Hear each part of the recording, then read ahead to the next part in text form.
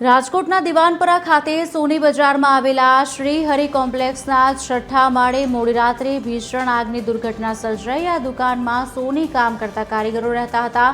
આગના કારણે એક બંગાળી કારીગરનું કરુણ મોત નીપજ્યું હતું, જ્યારે અન્ય એક કારીગર ઈજાગ્રસ્ત થતા તેને સારવાર માટે હોસ્પિટલ ખસેડવામાં આવ્યા।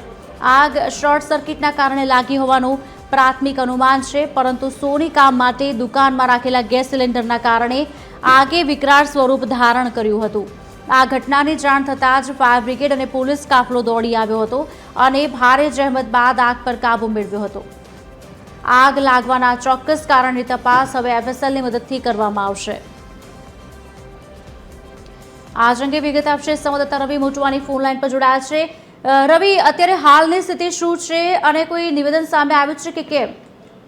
જી જરૂરથી જણાવી દઉં, રાજકોટના દીવાનપરા વિસ્તારમાં ગઈકાલે રાત્રિના સમયે શ્રી હરિ કોમ્પ્લેક્સ છે તેમાં અગમ્ય કારણોસર આગ લાગી હતી, પરંતુ પ્રાથમિક તપાસમાં શોર્ટ સર્કિટના કારણે આગ લાગી હોવાનું હાલ અનુમાન માનવામાં આવી રહ્યું છે।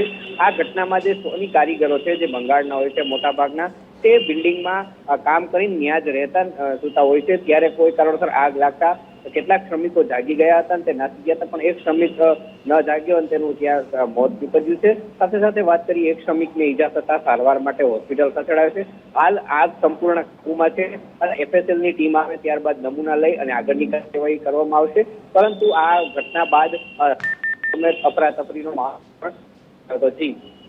જી આભાર રવિ।